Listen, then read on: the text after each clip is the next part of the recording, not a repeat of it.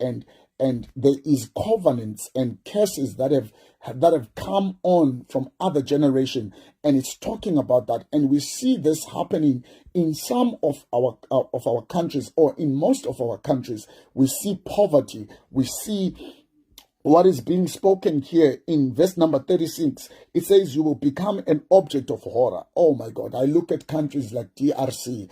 I look at countries like Somalia. I look at countries like Sudan. I look at countries like Morocco, where there is still bloodshed. Even in this day, there is still conflict.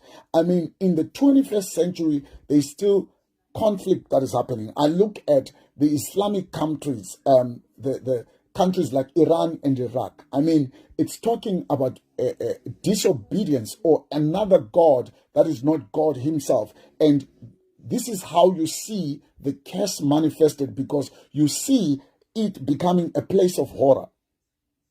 You see it becoming a place of scorn. You see it becoming a place of ridicule. Look at how the Africans are ridiculed in all of the world. We have become a thing of ridicule. We have become a thing to look down to.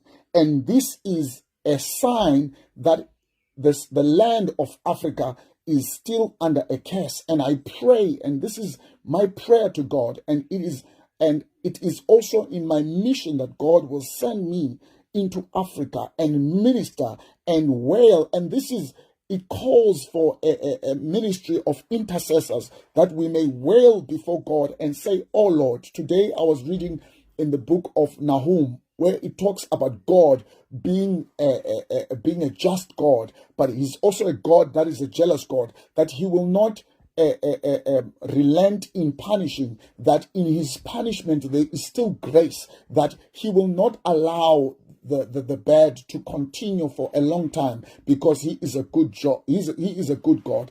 And I sense in the spirit that we are close to the revival that shall touch Africa, and it shall ignite, and it shall change the landscape of Africa. There is going to be a transfer of wealth from the European countries to the African countries. There is going to be an economical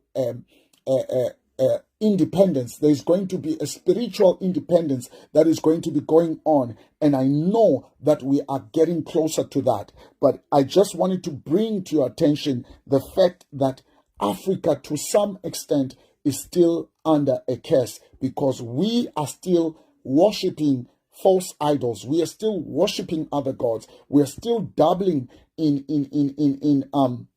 the old covenants of our ancestors. We are still there, and that's why we are seeing this curse manifesting itself. Hallelujah.